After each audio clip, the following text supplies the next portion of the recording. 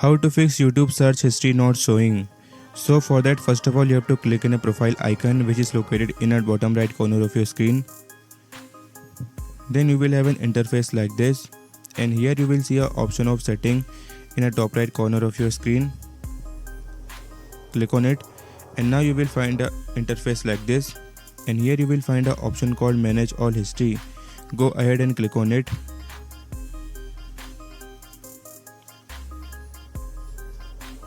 Now you will have an interface like this, and here you will see option called this control. Now you have to click on this control option. After that you will have an interface like this, and here you will find an option called include your search history on YouTube.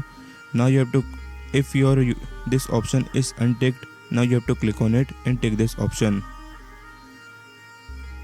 Then you will have an interface like this, and now you have to click on this turn on option which is located in the bottom right corner.